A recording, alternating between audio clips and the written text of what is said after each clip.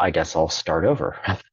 So, okay, this morning we headed, we started to go higher, and we were mostly in this very mild range throughout the day. But when we got to the last hour, suddenly we got a lot of trading action. Our volume picked up at that point. You can see in this last hour, our volume is much higher than at any other point in the day, including the open. And that's not too surprising. That's when institutions start to trade. However, what is surprising is that even with this pickup in volume, we don't on the day we didn't have a lot of volume.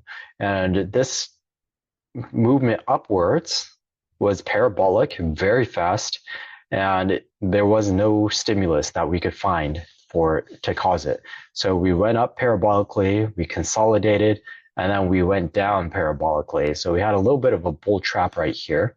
And then we tried to recover, but we came back down very sharply and ended the day very close to where we opened and down on the day. So if we look at how it looks like on a daily chart, you can see that we developed this hammer candle right here. We came up, we made a new high, and then we traded back down. That new high came in that last hour, or the last hour and 15 minutes. And then we came back down and we closed. So if we had gotten this hammer candle with volume, then that would be a lot more significant. We were talking about in the weekly market review, where if we had a large volume candle anytime this week and a large associated movement upwards, or a hammer candle like this, either one of those two would be really significant and would be signaling a top. So today we got half of that formula. We only got the price action. We didn't get the volume action. So we're not going to call this a top yet. So far is just a chop sideways. We're down 0.11%, and that's just a sideways movement. The reason why we're probably going to continue to get muted movement is because of all of the economic news that's coming out. We've got the Jerome Powell speaking. He's actually testifying. He testifies twice a year, and this is one of the times he's going to do it. So usually, or always in the past 2-3 years, the Fed has been front and center in the markets. So he will cause volatility. That's almost guaranteed. Will he cause directionality? Just depends on what he says. If he just says the same thing that we are now expecting in the bond markets, which is basically, oh, we're going to wait and see. We're not quite ready to cut rates yet. We're going to wait until we have more data, or we're going to wait until we're confident that inflation is on a downward trend. If he says that, then there'd be volatility, but not a lot of directionality. If he has any indication whatsoever that the cuts might happen anytime sooner, the market is going to fly upwards. And then if he says something like, oh, well, it's not going to be appropriate, probably won't be appropriate until the later half of the year, or we're just going to keep on waiting and we might drag this timeline anytime longer, that's going to be bearish for the markets. So we're going to have to wait and see. We do expect some volatility coming up, but in terms of the directionality caused by the Fed, we don't really know just yet. We also have him, he's speaking for 2 days because of that testimonial. Usually he speaks for 1 day in front of the Congress, and then he speaks in front of somewhere else. I forget where the other one is. So, but he really just repeats himself. So once we know what he says on Wednesday, we basically know exactly what he's going to say on Thursday.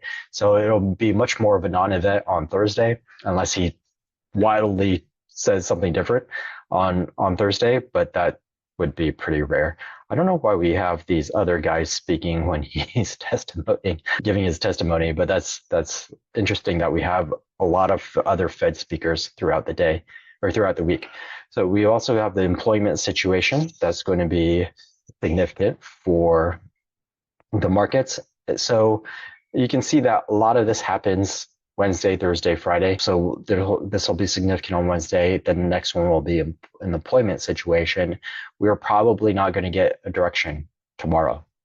we could get a direction on Wednesday and we could get a direction on Friday, but it's really unlikely that we'll get one tomorrow because a lot of people or a lot of institutions, a lot of managers of money will absolutely wait for Powell to speak and to give us a clue. When we were in rate cut or rate hike mode on the desk, we always waited. We always waited for whatever Powell was going to say. Within a minute, we always had a transcript of everything that Powell was saying because we had computer tools and there were people whose specific job was to go and type in everything that he said and summarize. Now we've got AI tools that do that. So the data comes out very, very quickly. The analysis comes out very, very quickly, and the markets can react to it almost instantaneously. So if you're a manager of money and you have hundreds of millions or billions of dollars to invest, you're absolutely paying attention to this because right now the biggest influence in the market is the Fed. So we will want to watch that. We want to watch that very carefully. Right now, we are kind of at this decision point where we're going to decide if we're going to move higher or we move lower. Right now, as of yesterday, we wanted to see if this was going to hold this psychological level. Right now, we've only gone sideways. This psychological 510 level, that's really a region. It's not just a line, especially since we don't have any history here. It's an all-time high. So this 510 to 513, 510 to 515, it's really a region. We can't treat it as a sharp line. So we're still right in the middle of that region, and we're going to most likely chop sideways tomorrow. And then Wednesday, we have potential to decide to break above it or come back down towards this trend line right here. So Wednesday, in particular, because it's Powell and the Fed is front and center in this market, is going to be very critical. We look at QQQ. QQQ ended down 0.36%. This is slightly above non-random, or slightly into the non-random. So it's still pretty much sideways, though. You can tell that this bar is not nearly as big as this bar. We didn't have nearly as much volatility in the market as we did over the last two sessions. And then this one is similar, but then before that, we had larger bars as well. So this is definitely a muted bar, still waiting for what's going to happen with the Fed. What's interesting is that we're down 0.36% and the S&P was only down 0.11%. So if I look at the Dow Jones, we're also down 0.28%. So that's kind of interesting, right? Because I've got my consumer discretionary and my tech down about 3%, or sorry, 1/3%. And then I've got my Dow Jones also down 1/3%, but my S&P isn't down as much. Somehow my S&P is leading. That means sectors that aren't covered by the Dow Jones and the QQQ were favored today. They gained or they dropped less than those consumer discretionary type of stocks and the blue chip safe type of stocks. So something in between got bid up. So what were we looking at over the weekend? We were looking at ITA. Those are defense stocks, like aerospace and defense stocks.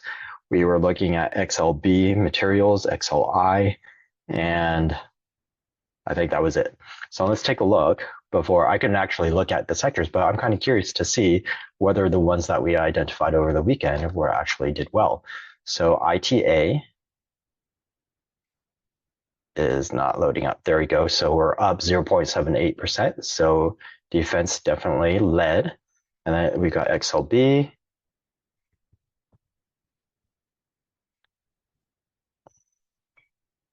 Wow. Oh, what? So 0.72%. XLI. So far, the ones we identified over the weekend were doing very well. XLI was less favored, up 0.36%. So definitely doing better than the major indices. So let's take a careful look at these and see exactly what went on in all of our sectors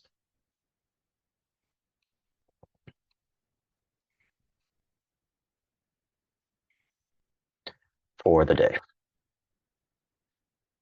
Okay, so interestingly, semiconductors was up quite a bit, and so was gold. Two completely diverging viewpoints. One is the classic flight to safety, and one is at the leading edge of growth and speculation. So that's interesting that we have those two right at the very top. Utilities did really well, then real estate, then XLB, XLI, then XLK. So I skipped over the aerospace right here. And then finally we had XLK in the middle. XLK up 0.36%, which would imply that for the NASDAQ to be down, either XLY is down quite a bit, which it was, 1.12% down.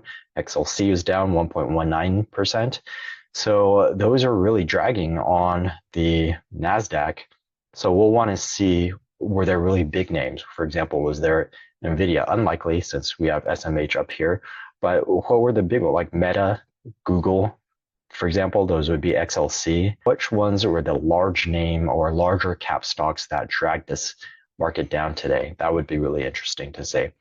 So definitely we want to take a very careful look at our sectors. We are still same theme as the last 2 or 3 weeks. We are still pointed upwards. We still want our portfolio pointed upwards, but we want to be very judicious about our sectors. So we chose XLB, ITA, and we were a little bit less enthusiastic about XLI, and those did very well for us today. But if we want to go in and just see if our large cap stocks are weakening, then that is a sign of topping out for our markets over here. So let me just go in and take a look at these individually.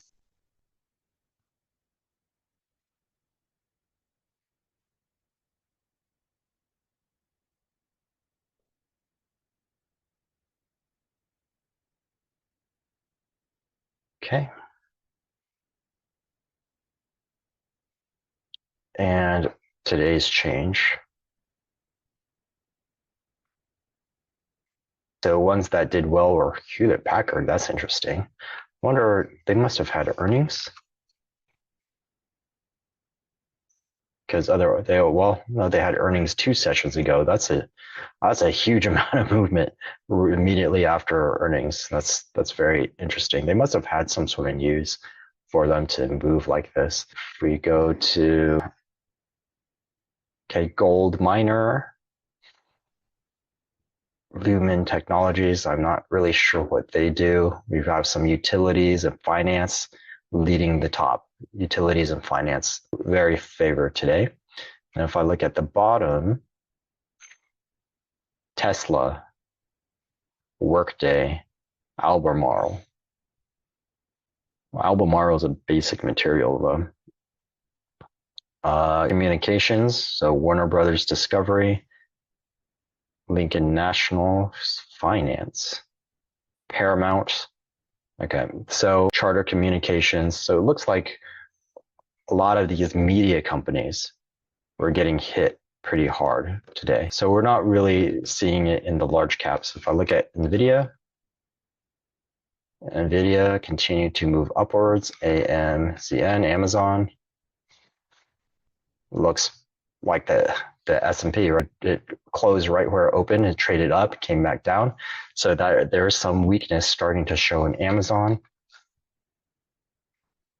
We got weakness in Google, straight downwards. We pierced the MA200. We managed to close above it though. So that we'll see if Google can bounce back up and maintain above the MA200, then that's just a bounce off of the MA200. If it breaks through, that's really bad news. That'll drag down on the markets. Let's look at Meta. Meta is doing fine. Apple breaking down. It's well below its MA200, starting to go parabolic to downside. Okay, so this is going to drag down on markets. And then we've got, what was I going to do? Tesla.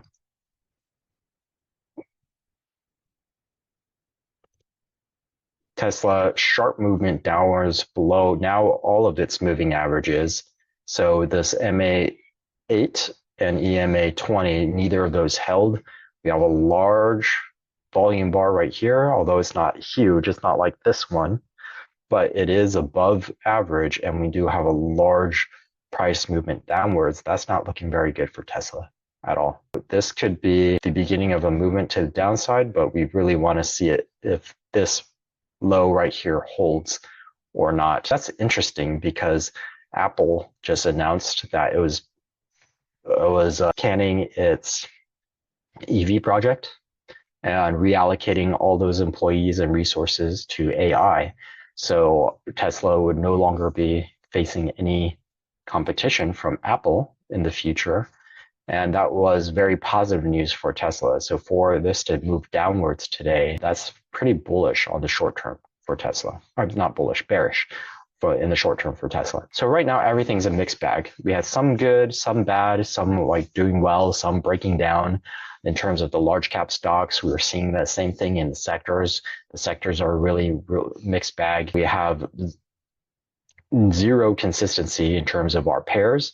So everything is kind of fragmented and scrambled up. So right now, what that is telling me is uncertainty is basically the theme of this market.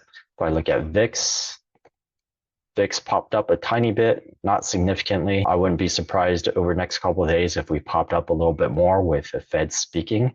That could be a trade idea, actually, right there, a short-term VIX call, just a baby, so a hedge style, large reward to risk ratio style. We wouldn't want to put a whole bunch of money into this. So if I said March 17th, March 17th would give us 3 weeks. So yeah, I could do 20th, but let's just do 17th. If I do a 13, we're right at 13 and a half right now. So if I do at the money call, it would cost me $124. So I'll save this trade for now with the plan of closing it by the end of this week. But basically, what's my trade potential? So I could lose $124. Not likely by the end of this week, but we can count on just as the absolute maximum I could lose is that $124. So if I go out to March 27th and do the 13 and a half, this is really wide bid ask. So I don't know if that $1.24 is accurate. Let's see, the last traded was $1.37. So it might be accurate. So it might be more accurate to assume that I could get in at $1.35 rather than $1.24. Okay, so dollars at risk. If I say by the end of the week, we go, let's not the Wednesday. Wednesday's where we expect all the volatility. And just say we go up to like mild. If it's very mild, we go up to about 15. That would be a mild increase. So $1.50, if we go up to 19 or 20, that would be like the bottom's falling out or we're going way down. So we'll check at 14, 14 and a half, and 15 to see if this is actually a worthwhile trade. So if we go up here, we say, hey, we only go up 50 cents, and theoretically, I've made $1, what is this, 20 cents? Okay, so about 14.8%, not too exciting right there. If I go up $1 to about 14 and a half, then I make about 40 cents, sorry, $1.35, 60 cents. 60 cents on, oops, 60 cents on $1.35. That's 44%. That's looking a lot more compelling, a lot more interesting now. And then if I go and say, well, what if we do make it to 15? So $1.50. $1.50 would bring this to $2, and so I'd make $1 on $1.35, 74%. And then realistically, if we don't do that, am I going to go down to zero? No. What if we just stay? What if we just go to this region right here, or where we were yesterday or on Friday, which is about this 12.75 area, 12.85, but we'll be a little bit more conservative, say 12.75. So if I go down to 12.75, that would be minus 0.75, and it would be worth 75 cents. So $1.35 minus 75 cents, so $60. So it's a $60 loss versus we'll just say if we take the middle, just say we move up $1, that was $1.90, 60 cents. 60 cents versus, so almost a one-to-one reward risk ratio. This would be an okay trade. And if we're risking $60, if we're going in and we're only buying one, then we have to ask ourselves, is it worth it? Is it worth risking $60 to make dollars? Is it worthwhile to do that for a single contract? And do I want to buy multiple contracts too? So just for example, do I want to risk $500 to make $500? Is that a reward risk ratio that I want at this particular moment in time, given the probabilities? So we would say, what's the probability of us actually moving up or down to that 14.5? Well, we don't really know. Okay, so directionality, we just call it about 50-50. We just are fairly certain that we're going to get volatility in. So actually, it wouldn't be 50-50. So down would mean that we don't get any volatility. So we're pretty certain we're going to get volatility. Every time Jerome Powell speaks, we get some volatility. And so what I would want to see was, when was the last time he spoke and what happened to the VIX? Did the VIX actually react? Or did we get intraday price movement and volatility, but not an associated implied volatility change from the market makers? If that's the case, then this is not a worthwhile trade. If we did get volatility moving throughout the day while he was speaking, then it would be worthwhile. And unfortunately, I don't know what the last time Powell testified was. I don't know that date. So actually getting that data and finishing out the analysis of this trade would take me quite some time.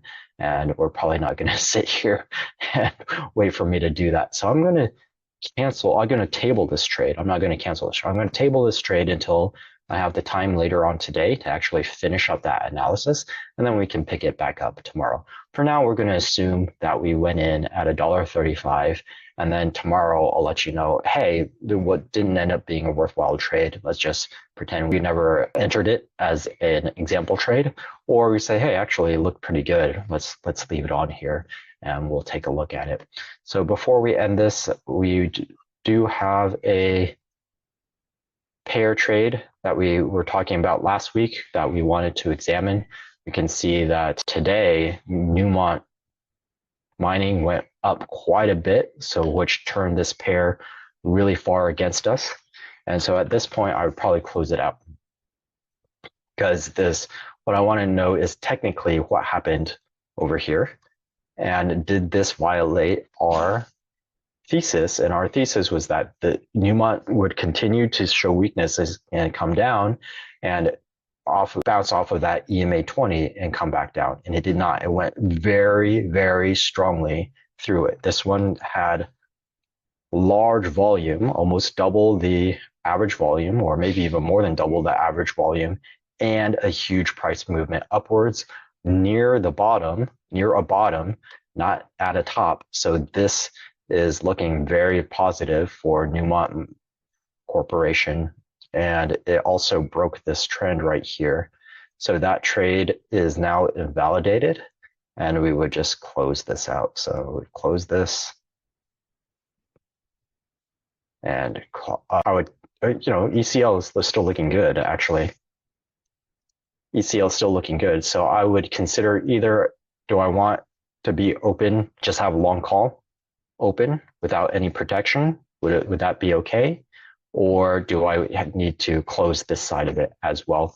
And with the SPY, we're not challenging the trend line yet, so we might be okay with keeping it open. but for simplicity's sake, so I don't have to keep tracking this by itself, then I'm just going to close this one out as well. If this was a real portfolio, then I would actually carefully evaluate and carefully consider whether or not I would keep ECL. And chances are, actually, just from the initial look of it, I probably would keep it open. So I would just take the loss on Newmont Mining and keep ECL open. Since this did break out of this, so we gapped up. We had a huge day on earnings, and then we traded the entire range of it downside, but we did not break the low of that earnings day. And then we traded the entire range back up to the upside. Then we broke above the high of that earnings day, and then we're slowly drifting upwards. That's actually very bullish. So I would, if this was in a real portfolio, I would have kept ECL. Maybe I shouldn't have closed it, but too late now. so if this was a real portfolio, I would keep ECL. Okay, so that's it for today. I will see you guys tomorrow morning. We'll see how this market opens up. We're really not expecting too much out of tomorrow's trading action, though. Most of the action will come on Wednesday. I will be available and doing the pre-market session on Wednesday. Wait, tomorrow I will be available and doing the pre-market. I won't be able to do the post-market, but I'll be here for both sessions on Wednesday and the rest of the week. So I'll see you tomorrow morning, and have a wonderful rest of your day.